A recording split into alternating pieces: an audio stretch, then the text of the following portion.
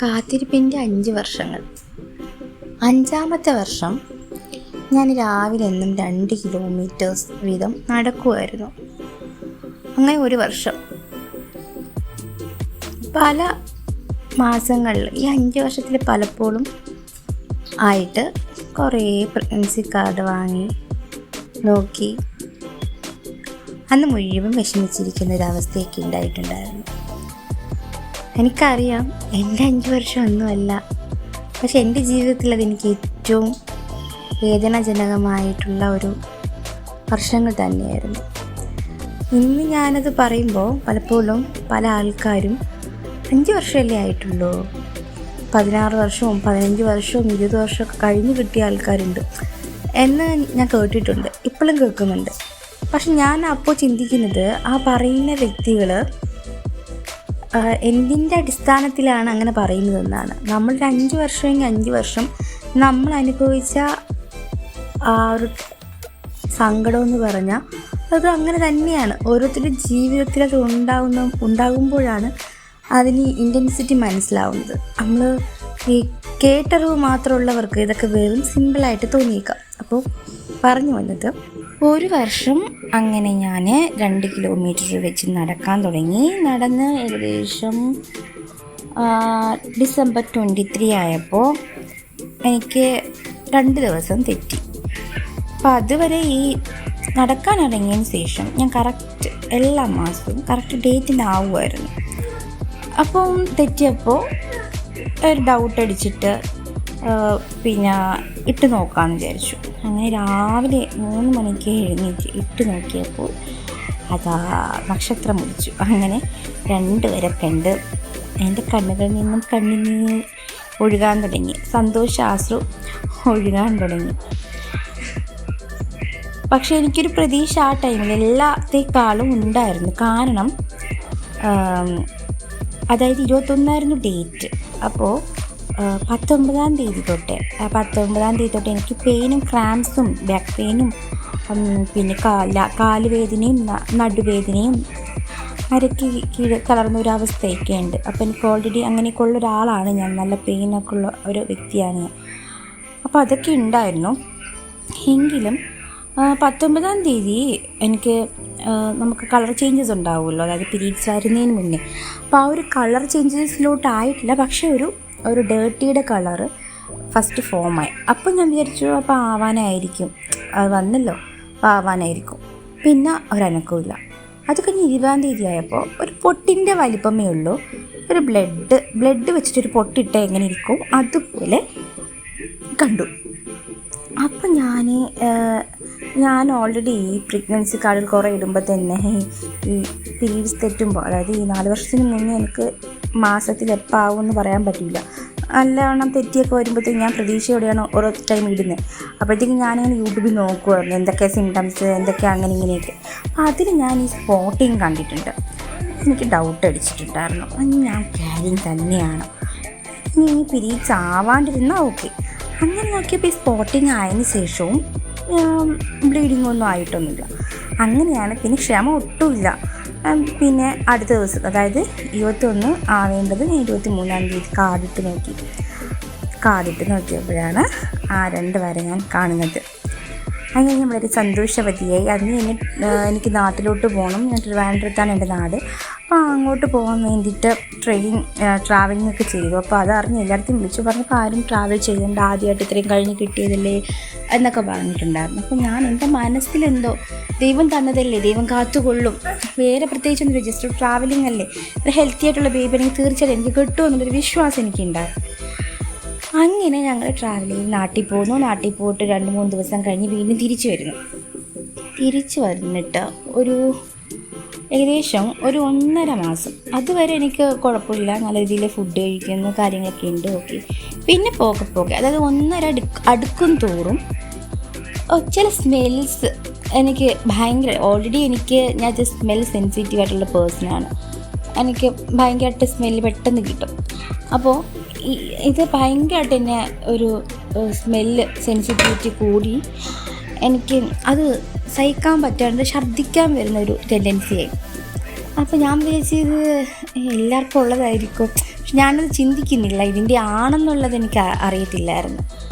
പിന്നെ ഈ കറിവേപ്പില പോലത്തെ ഐറ്റംസൊക്കെ പറിക്കുമ്പോൾ അതിൻ്റെ സ്മെല്ല് എൻ്റെ അമ്മ എന്തുമാത്രമാണ് അതിൻ്റെ ഒരു ഇൻറ്റൻസിറ്റി എന്നുള്ളത് എനിക്ക് അപ്പോഴാണ് മനസ്സിലായത്. കറിവേപ്പിലയുടെ ആ ഒരു സ്മെല്ല് പോലും ആ ഇൻറ്റൻസിറ്റി കൂടിയിട്ട് എനിക്ക് ഛർദ്ദിക്കാൻ തുടങ്ങി. അങ്ങനെ കറിവേപ്പില തൊട്ട് സ്റ്റാർട്ട് ചെയ്തതാണ്. പിന്നെ കടുതാളിക്കുന്നത് ആയി.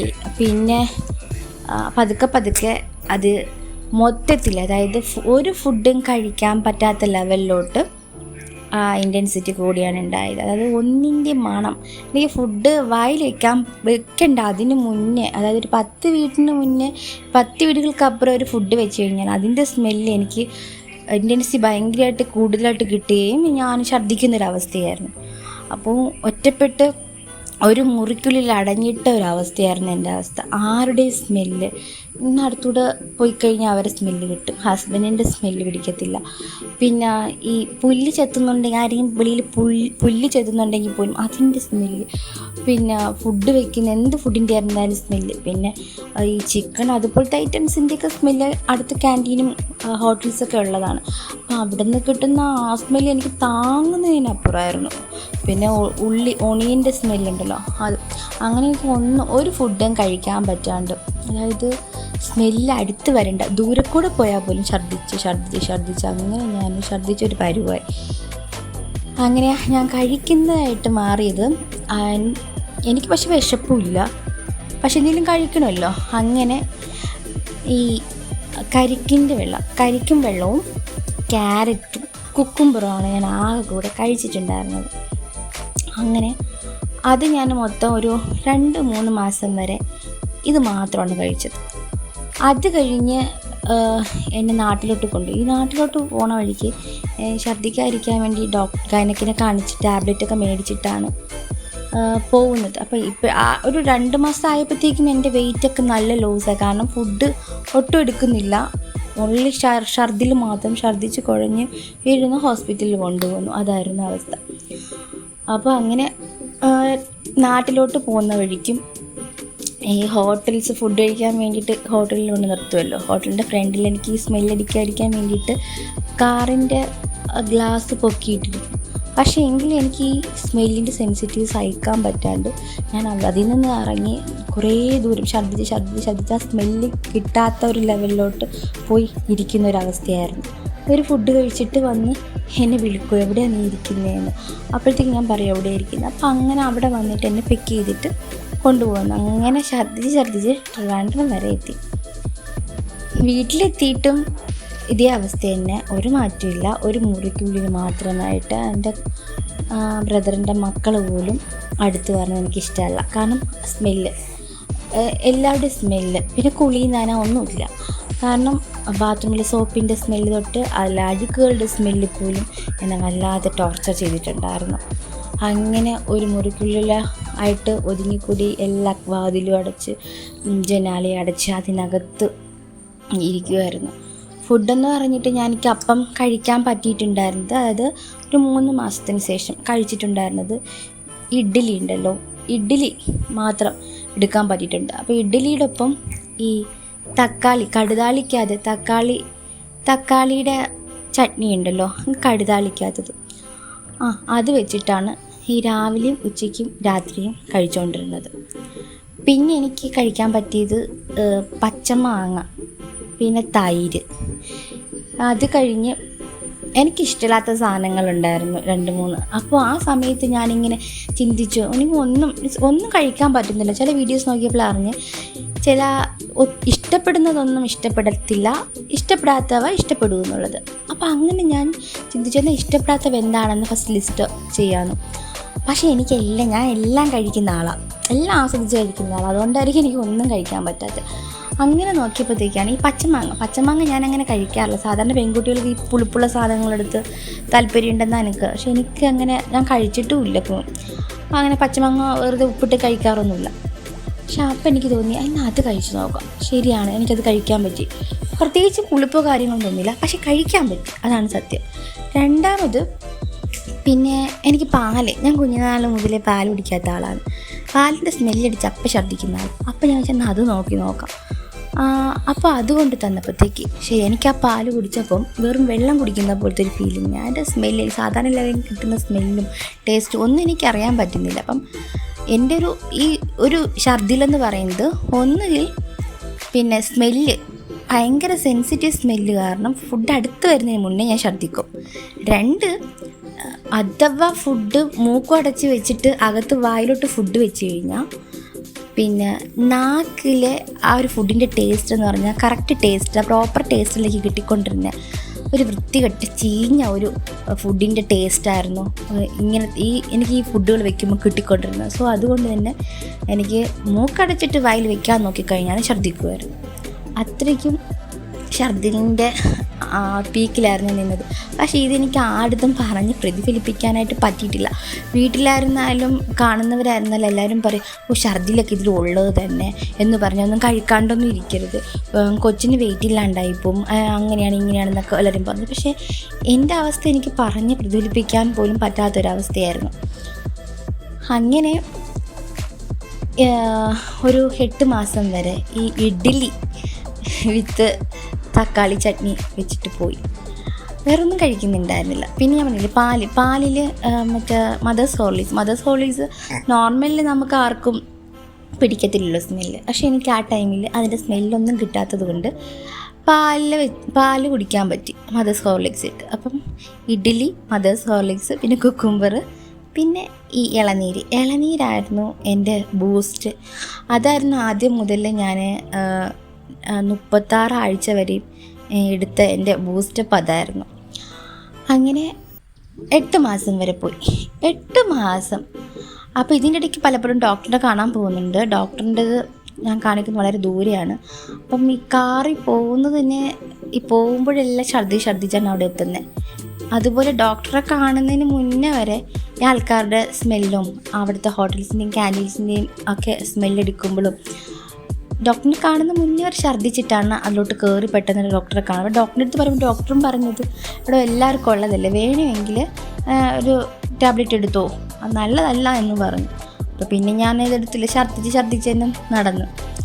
ഡോക്ടറെ കാണുന്നു, വീണ്ടും പുറത്തിറങ്ങുന്നു, ഛർദ്ദിച്ച് വീട്ടിലെത്തുന്നു. ഇതാണ് അവസ്ഥ. എനിക്ക് എൻ്റെ റൂമിൽ നിന്നും പുറത്തിറങ്ങാൻ പറ്റാത്ത ഒരവസ്ഥയായിരുന്നു. അങ്ങനെ 8 മാസം ആയപ്പോൾ നാത്തൂൻ്റെ വീട്ടിലായിരുന്നു പോയിരുന്നത്, അന്ന് സ്കാനിങ് എടുക്കേണ്ട ഡേറ്റിന്. അവിടെ പോയപ്പോൾ ഞാൻ പറഞ്ഞു എനിക്ക് ഓൾറെഡി ഫുഡൊന്നും വേണ്ട, ഞാൻ കഴിക്കത്തില്ല എന്ന് പറഞ്ഞു. അപ്പോൾ ഇവർ ഫുഡ് കഴിക്കുന്ന ടൈമായപ്പോൾ എല്ലാം എടുത്ത് വെച്ചു. അപ്പം ഞാൻ പുറത്ത് വന്നിട്ട് എനിക്ക് സ്മെല്ല് സെൻസിറ്റീവ് കിട്ടുന്നില്ല, സെൻസ് ആവുന്നില്ല. അപ്പം അപ്പോൾ എനിക്ക് കഴിക്കാൻ പറ്റുമോ? എനിക്കൊരു ആവേശമായി. ഞാൻ പെട്ടെന്ന് പോയിട്ട് എടുത്ത് ചോറ് ഇരിപ്പുണ്ടായിരുന്നു. ചോറ് ഞാൻ കഴിച്ചിട്ടേ ഇല്ല ഈ 8 മാസം വരെ. അപ്പം ഞാൻ എടുത്ത് വായിൽ വെച്ച് നോക്കിയപ്പോൾ എനിക്ക് സ്മെല്ല് കിട്ടാണ്ടായി. പിന്നെ കഴിച്ചപ്പോൾ എനിക്ക് ആ ടേസ്റ്റ് കിട്ടുന്നത്, ചോറിൻ്റെ ടേസ്റ്റ് തന്നെ കിട്ടുന്നുണ്ട്. അങ്ങനെ അവിടെ സാമ്പാറും ചോറും ചെമ്മീനൊക്കെ ഉണ്ടായിരുന്നു. എല്ലാം ആദ്യമായിട്ട് 8 മാസത്തിന് ശേഷം ആദ്യമായിട്ട് ചോറും കറികളും കൂട്ടി ഞാനങ്ങ് കഴിച്ചു. എനിക്കപ്പോഴുണ്ടായ സന്തോഷം പറയുന്നതിനപ്പുറമായിരുന്നു. ഒരു രോഗാവസ്ഥ, ഗർഭാവസ്ഥ രോഗമല്ല, പക്ഷെ എനിക്ക് രോഗാവസ്ഥ പോലെയായിരുന്നു. അങ്ങനെ 8 മാസത്തിന് ശേഷം ആദ്യമായിട്ട് ഫുഡ് കഴിച്ചതിൻ്റെ സന്തോഷം ഞാൻ കുറച്ച് ദിവസം തുള്ളിച്ചാടി നടന്നു. പിന്നെ എനിക്ക് വീട്ടിൽ നിന്ന് ചോറ് കൊടുക്കാൻ പറ്റിയിട്ടുണ്ടായിരുന്നു. പിന്നെ ഞാൻ ചോറും പച്ചക്കറികളോടാണ് എനിക്ക് താല്പര്യം. പക്ഷെ ചിക്കൻ്റെ സ്മെല്ല് ഇപ്പോഴും ഒട്ടും പിടിക്കുന്നില്ല. ചിക്കൻ, ബീഫ് അങ്ങനത്തെ ഐറ്റംസ് ഒന്നും കഴിക്കത്തേയില്ല. പക്ഷെ പച്ചക്കറികളാണ്, അതായത് കടുതാളിക്കാൻ പാടില്ല. കടുതാളിക്കാത്ത പിന്നെ തോരനുണ്ടല്ലോ, പിന്നെ കറികൾ അങ്ങനെയൊക്കെ ഞാൻ കഴിക്കുമായിരുന്നു. അങ്ങനെ എന്തായാലും 8 മാസം തൊട്ട് കഴിക്കാൻ പറ്റിയ സന്തോഷം. അതുപോലെ തന്നെ ഞാൻ ഈ കഴിക്കാത്തത് കൊണ്ടാണോ എന്ന് എനിക്കറിയത്തില്ല, എനിക്ക് വയറില്ലായിരുന്നു. സാധാരണ ഗർഭിണികളെന്ന് പറയുമ്പോൾ ഒരു 5 മാസം അല്ലെങ്കിൽ 4 മാസം കഴിയുമ്പോൾ ചെറുതായിട്ട് വയറ് വയ്ക്കത്തില്ലേ. എനിക്ക് 7-ാം മാസത്തിൽ പോലും എൻ്റെ വയറ് എനിക്ക് കാണാനില്ല. എന്നെ കാണുന്ന ആൾക്കാർ ഗർഭിണിയാണോ എന്ന് 7-ാം മാസമാണോ എന്ന് അതിശയത്തോട് ചോദിച്ചിട്ടുണ്ട്. കാരണം അത്രയ്ക്ക് വയറില്ലായിരുന്നു. പിന്നെ എല്ലാവരും സിംറ്റംസ് വെച്ചിട്ടും കാണാൻ ലുക്കിൽ വെച്ചിട്ട് എല്ലാവരും ഉറപ്പിച്ച് പറഞ്ഞത് ആൺകുട്ടിയായിരിക്കും. കാരണം അത്രയ്ക്ക് ഞാൻ കോലം കെട്ടിയിട്ടുണ്ടായിരുന്നു. അങ്ങനെ കഴിച്ചു തുടങ്ങിയതിന് ശേഷം എനിക്ക് വയറ് 8 മാസത്തിന് ശേഷമാണ് പടയെന്ന് പറഞ്ഞിട്ട് എനിക്ക് വയറ് വെച്ചത്. നല്ല വയറ് വെച്ചു. നല്ല വയറൊക്കെ വെച്ച് 36 ആഴ്ച കംപ്ലീറ്റ് ചെയ്യുന്ന ടൈമിൽ ഡോക്ടർ ഉള്ളു പരിശോധിക്കാൻ ഒരു ഡേറ്റ് തന്നു. അപ്പോൾ ആ ഡേറ്റ് ഞാൻ പോയപ്പോൾ ഡോക്ടർ പറഞ്ഞു ഓപ്പൺ ആയിട്ടുണ്ട്, 2 ദിവസത്തിനകം പ്രസവം ഉണ്ടാവും, അപ്പോൾ പിറ്റേ ദിവസം തന്നെ വന്ന് അഡ്മിറ്റ് ആയിക്കൊള്ളാൻ വേണ്ടി പറഞ്ഞു. പക്ഷേ ഈ ഉള്ളു പരിശോധിച്ചതിന് ശേഷം എനിക്ക് നല്ല നടുവേദനയും പിന്നെ പീരീഡ്സിൻ്റെ ക്രാംസും നല്ല പോലെ ഉണ്ടായിരുന്നു. എങ്ങനെയൊക്കെയോ വീട്ടിലെത്തി. പക്ഷെ ഞാൻ വിചാരിച്ചു അത് നോക്കിയതിൻ്റെ വേദന ആയിരിക്കും എന്നാണ് ഞാൻ വിചാരിച്ചത്. പക്ഷെ വീട്ടിലെത്തിയിട്ടും കുറച്ച് നേരം, അതായത് ഒരു 7-8 മണിയായപ്പോഴത്തേക്കും ആ പെയിന് ഒരു ബ്ലഡ് വരുന്ന ഒരു ലെവലിലോട്ട്, അതായത് ബ്ലഡിന് ആദ്യം ഒരു കളർ ചേഞ്ചായി പിന്നെ ബ്ലഡ് വരാൻ തുടങ്ങി. അപ്പം ഞാൻ പേടിച്ചിട്ട് അമ്മയടുത്ത് പറഞ്ഞു. അങ്ങനെ വേഗം എന്നെ ഹോസ്പിറ്റലിൽ കൊണ്ടുപോയപ്പോഴത്തേക്ക് അവർ ചെക്ക് ചെയ്തിട്ട് പറഞ്ഞു പെയിൻ സ്റ്റാർട്ട് ചെയ്തിട്ടുണ്ട്. അങ്ങനെ അന്ന് നൈറ്റ് 2 മണി വരെ എനിക്ക് പെയിൻ ഉണ്ടായിരുന്നു, പിന്നെ കുഴപ്പമില്ലായിരുന്നു. അപ്പം നെക്സ്റ്റ് ഡേ മോർണിംഗ് ഡോക്ടർ പറഞ്ഞു ട്രിപ്പ് കൊടുത്തേക്കെന്ന് പറഞ്ഞു. ട്രിപ്പ് തന്ന് കുഞ്ഞിൻ്റെ ഹാർട്ട് ബീറ്റ് കേൾക്കുന്നത് കണക്റ്റഡായി. ട്രിപ്പ് നല്ല പെയിൻ സ്റ്റാർട്ട് ചെയ്തു. പക്ഷേ നല്ല പെയിൻ സ്റ്റാർട്ട് ചെയ്തിട്ട് കുഞ്ഞിൻ്റെ ഹാർട്ട് ബീറ്റ് പെട്ടെന്ന് സ്റ്റോപ്പ് ആവുകയാണ് ചെയ്തത്. അപ്പോൾ അടുത്ത് നിന്ന് നേഴ്സൊക്കെ പെട്ടെന്ന് ഞാൻ ശ്രദ്ധിക്കുന്നുണ്ടായിരുന്നു, പക്ഷേ നേഴ്സ് ശ്രദ്ധിച്ചിട്ട് അയ്യോ ഡോക്ടറെ എന്ന് വിളിച്ചിട്ട് വേഗം എന്നെ സിസേറിയൻ ചെയ്യാൻ വേണ്ടിയിട്ടാണ് മാറ്റിയത്. കാരണം പെയിൻ കാര്യങ്ങളെല്ലാം ഉണ്ടെങ്കിലും യൂട്രസ് ഓപ്പൺ ആയിട്ടുണ്ടെങ്കിലും കുഞ്ഞിൻ്റെ ഹാർട്ട് ബീറ്റ് പെട്ടെന്ന് കുറയുകയും സിസേറിയൻ റൂമിലോട്ട് എന്നെ എടുത്തുകൊണ്ട് ഓടുകയാണ് ചെയ്തത് എല്ലാവരും കൂടെ. അങ്ങനെ എടുത്തുകൊണ്ട് പോയി. അപ്പോൾ എല്ലാവർക്കും പേടി, കുഞ്ഞ് മരിച്ചു പോയിട്ടുണ്ടോ എന്ന് ഡൗട്ട് ഉണ്ടായിരുന്നു. കാരണം എല്ലാവരും ടെൻഷൻ അവിടെ. അപ്പോൾ ആ ടൈമിൽ എനിക്ക് എന്ത് ചെയ്യണമെന്ന് അറിഞ്ഞൂടാ. ഞാനപ്പം ദൈവത്തോട് കർത്താവ് ഇത്രയും നാളും എനിക്ക് ഈ ഒരു സന്തോഷം തന്നത് ഈ ഒരു നിമിഷത്തേക്ക് വേണ്ടി മാത്രമാണോ? ഈ ഒരു നിമിഷം കൊണ്ടെല്ലാം തീരുമോ? എന്നെ കോമാളിയാക്കിയതാണോ? ഞാനിങ്ങനെ ഏങ്ങി കരയാൻ തുടങ്ങി. അങ്ങനെ എന്നെ തൂക്കിയെടുത്ത് അവർ ഓപ്പറേഷൻ തിയേറ്ററിൽ കൊണ്ടുപോയി. ഡോക്ടേഴ്സ് ഉൾപ്പെടെ എല്ലാവരും പ്രെയർ ചെയ്യുന്നുണ്ട്. പെട്ടെന്ന് തന്നെ, അതായത് ഒരു വിത്തിൻ 10 മിനിറ്റ്സ് തന്നെ കുഞ്ഞിനെ വേഗം പുറത്തെടുത്തു. എന്നിട്ട് എൻ്റെ അടുത്ത് പറഞ്ഞു, എല്ലാവർക്കും ഭയങ്കര ഹാപ്പി ആയിട്ട് എല്ലാവരും പറഞ്ഞു കുഞ്ഞിനൊന്നും സംഭവിച്ചിട്ടില്ല, കുഞ്ഞ് ഓക്കെയാണ്, കുഞ്ഞ് കരയുന്നുണ്ട്, പെൺകുട്ടിയാണെന്ന് പറഞ്ഞ്. അപ്പോഴാണ് ഞാൻ അതുവരെ എല്ലാവരും പറഞ്ഞത് ആൺകുട്ടി എന്നാണ്. ഞാൻ ഉൾപ്പെടെ അങ്ങനെയാണ് വിശ്വസിച്ചത്. കാരണം യൂട്യൂബിലെ സിംറ്റംസും കാര്യങ്ങളൊക്കെ നോക്കിയിട്ട് ആൺകുട്ടി തന്നെയായിരുന്നു ഞാനും ഫിക്സ് ചെയ്തത്. പക്ഷേ എനിക്ക് പെൺകുട്ടിയായിരുന്നു. അങ്ങനെ അതെല്ലാം കഴിഞ്ഞ് എന്നെ ICUയിലോട്ട് മാറ്റിയിട്ട് എനിക്കാണെങ്കിൽ ഈ അലർജിയുടെ പ്രോബ്ലംസൊക്കെ ഉണ്ട്. അലർജിയുടെ പ്രോബ്ലംസ് ഉള്ളത് കൊണ്ട് തന്നെ പെയിൻ കില്ലർ തരാൻ വകുപ്പില്ല. ഒരിക്കൽ തന്നപ്പോൾ അത് ഭയങ്കരമായിട്ട് അലർജിയിൽ കൊണ്ടുപോവുകയും BP ലോ ആവുകയൊക്കെ ചെയ്തു. അപ്പോൾ അതുകൊണ്ട് തന്നെ അലർജി ഉള്ളതുകൊണ്ട് പെയിൻ കില്ലർ തരാൻ പറ്റില്ല എന്ന് ഡോക്ടർ പറഞ്ഞു. അങ്ങനെ അത്ര പെയിനും സഹിച്ച് അവിടെ കിടക്കുകയാണ്. പിറ്റേ ദിവസം ആയപ്പോഴത്തേക്കുണ്ട് ഈ സിസേറിയൻ കഴിഞ്ഞിട്ട് എഴുന്നേറ്റ് നടക്കേണ്ട ഒരു സംഭവം ഉണ്ടല്ലോ, എന്നിട്ട് നടന്നാൽ റൂമിലോട്ട് വിടത്തുള്ളൂ. എനിക്ക് ഈ പെയിൻ കില്ലറും തന്നിട്ടില്ല, ഈ പെയിനും വെച്ചിട്ട് എങ്ങനെ നടക്കണമെന്ന് എനിക്കറിയത്തില്ല. അപ്പം കുഞ്ഞിനെ എനിക്ക് അന്ന് നൈറ്റ് എൻ്റെ കുഞ്ഞിനെ കാണണം എന്ന് പറഞ്ഞിട്ട് അവരെനിക്ക് അടുത്ത് കൊണ്ട് വെച്ചിരുന്നു. ആ സമയം ഞാനെങ്ങനെ നല്ല പെയിനായിട്ട് കിടക്കുമ്പോൾ എൻ്റെ കുഞ്ഞിൻ്റെ മുഖം കാണാൻ വേണ്ടിയിട്ട് സകല ദൈവത്തെ വിളിച്ചിട്ട് ഞാൻ തിരിഞ്ഞ് എനിക്ക് നേരെ ഒരവസ്ഥയിൽ നിന്ന് തിരിഞ്ഞ് എൻ്റെ കുഞ്ഞിനെ നോക്കിയിട്ട് എനിക്കപ്പം നല്ല സങ്കടം വന്നു. എൻ്റെ പെൺകുഞ്ഞിനെ കണ്ടപ്പോൾ അവൾ ചെറിയൊരു കുഞ്ഞായിട്ടും എന്തോ പെട്ടെന്ന് എൻ്റെ മനസ്സിൽ കൂടെ ഓടിയത് നാളെ വലുതാകുമ്പോൾ അവൾക്കും പീരീഡ്സും അവൾക്കും ഇതുപോലെ പെയിനൊക്കെ അനുഭവിക്കേണ്ടി വരുമല്ലോ എന്ന് ആലോചിച്ച് ഞാൻ അവിടെ ഇങ്ങനെ ഇരുന്ന് കരയുണ്ടായി. എന്നിട്ട് മോളെ എടുത്തിട്ട് പോയി. പിറ്റേ ദിവസം ആയപ്പോഴത്തേക്ക് എൻ്റെ അടുത്ത് നടക്കാൻ പറഞ്ഞു. ഞാനിങ്ങനെ എങ്ങനെ നടക്കണം എന്ന് പറഞ്ഞുകൂടാ. ഞാനിങ്ങനെ കിടന്നിടത്ത് നിന്നും ചരിയാൻ വേണ്ടി പാട്, ചരിഞ്ഞിടത്ത് നിന്നും ഇരിക്കാൻ വേണ്ടി പാട്. ഒരു നേഴ്സ് വന്ന് ഭയങ്കരമായിട്ട് ദേഷ്യപ്പെട്ടു. താൻ ഇവിടെ എണീറ്റ് നടന്നില്ല എങ്കിൽ തന്നെ റൂമിലോട്ട് വിടത്തില്ല, താൻ ഇവിടെ തന്നെ കിടക്കും. എനിക്കാണെങ്കിൽ എങ്ങനെയെങ്കിൽ അമ്മയെ കാണണം, ഹസ്ബൻഡിനെ കാണണം, ഇത് മാത്രമേ ഉള്ളൂ അതിനകത്ത് നിന്നും. എങ്ങനെയെങ്കിലും അവിടെ അടുത്ത് പോകണം. അപ്പോൾ ഇവരിങ്ങനെ പേടിപ്പിക്കും. കാരണം ബാക്കിയുള്ളവരൊക്കെ എണീറ്റ് നടക്കേണ്ടായി, പക്ഷേ എനിക്ക് നടക്കാൻ പറ്റുന്നില്ല, കാരണം പെയിൻ കില്ലറൊന്നും കിട്ടിയിട്ടില്ല. അപ്പോൾ ഞാനിങ്ങനെ പെയിൻ കാരണം എണീറ്റിരുന്നിട്ട് പതുക്കെ എണീക്കണതും തലകറങ്ങി വീഴും. കാരണം അത്രയും പെയിൻ എൻ്റെ ശരീരത്തിന് താങ്ങാൻ പറ്റാത്ത രീതിയിൽ തലകറങ്ങി വീഴുന്നായിരുന്നു. അങ്ങനെ 2-3 തവണ തലകറങ്ങി വീഴും, ഇരിക്കും. പിന്നെ പതിയെ ഞാൻ അവർ പറഞ്ഞ ആ ഒരു സ്ഥലം വരെ നടക്കുകയും തിരിച്ച് എത്തുകയും എന്നെ റൂമിലോട്ട് കൊണ്ടാക്കുകയാണ് ചെയ്തത്. അപ്പോൾ ഇതാണ് എൻ്റെ ഫസ്റ്റ് ഡെലിവറിയുടെ ഒരു എക്സ്പീരിയൻസ് എന്ന് പറഞ്ഞു കഴിഞ്ഞാൽ. ഒരു പ്രഗ്നൻസി ടൈം വന്നിട്ട് ഒരു രോഗാവസ്ഥയിലും അത് കഴിഞ്ഞ് ആദ്യത്തെ ഒരു സിസേറിയൻ അനുഭവം. അതുവരെ ഞാൻ വിചാരിച്ചത് ഈ നോർമൽ പ്രസവം നോർമൽ പ്രസവം ആണ് ഏറ്റവും വലുത്, സിസേറിയൻ ഒന്നുമല്ല എന്നുള്ളൊരു കേട്ടത് മാത്രം ഉണ്ടായിരുന്നു എനിക്ക്. സിസേറിയൻ ഒരു ചെറിയ കാര്യമല്ല എന്നുള്ളത് തിരിച്ചറിഞ്ഞ ഒരു സമയമായിരുന്നു എൻ്റെ ഫസ്റ്റ് പ്രഗ്നൻസി ടൈം.